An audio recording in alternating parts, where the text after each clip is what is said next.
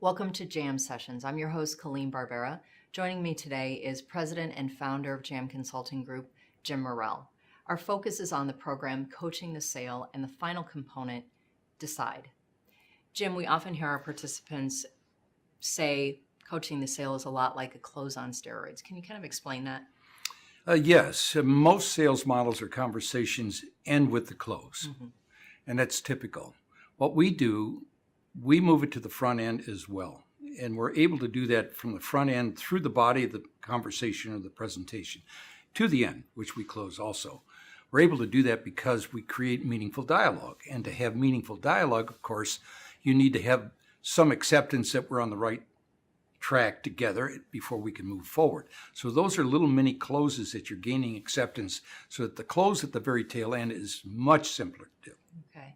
Speaking of which, when you get to decide, what are the key elements that we all need to think about? Well, there are three if you've done this correctly. The first is a summary of the benefits that we've discussed that are important to you.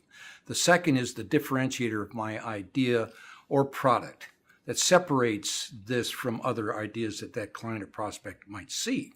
And the third is a collaborative close that we use always. Can you give me an example of that?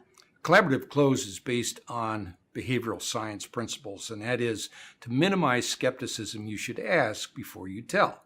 And typically when we get to the close, most salespeople always tell you what to do, which creates some skepticism at some point, which is the delay in judgment.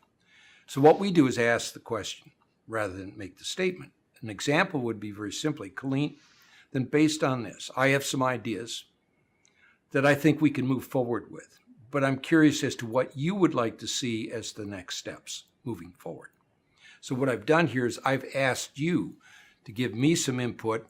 You have a sense of autonomy here and some control of the meeting. And what you leave out, then I can add in behind it. So that's how we do that. Great. And we're looking for a yes, but a lot of times we might get a no or a maybe. Any tips on how you might address that? Well, the yes is great news, of course. The no is important if you get no, and it happens, that you understand the no.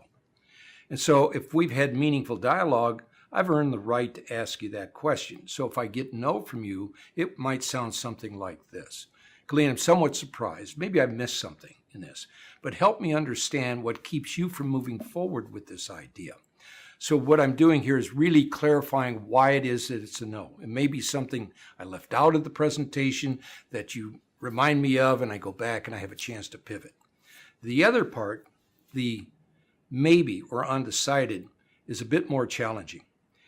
And it happens according to our research and what we know from our experience in the field, and our participants tell us all the time. About 70% of the responses are, I'll think about it, I'm undecided, maybe, that kind of thing.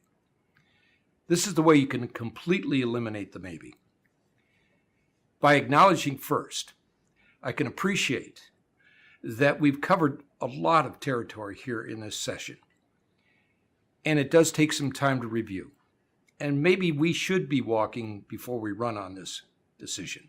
My question, Colleen, to you is very simple.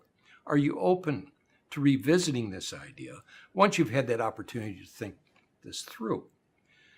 What I've done here is really forced you to respond by yes or a no. So I've completely eliminated this maybe thing. And if you say yes, well, then we'll set the appropriate time and so on and so forth. If you say no, then I go back to the no question. Well, what is it that keeps you from moving forward? Help me understand. So that's the way we handle yes, no, and maybe. Okay. And another strategy that we advocate to eliminate that maybe is to put the close in the open. Can you touch on that a little bit? This is part where we get this closing on steroids. Okay. We can put the close right into the open. If you and I have had previous meetings on the same topic, I will state the purpose of this meeting by stating the close. And I would say, Colleen, we've discussed this in our previous meeting.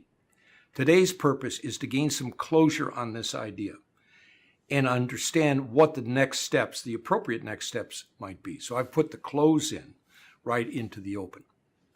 That's very helpful. If you'd like more information on Coaching the Sale or any of the other programs we offer, please visit us at our website, jamconsultinggroup.com. Thank you.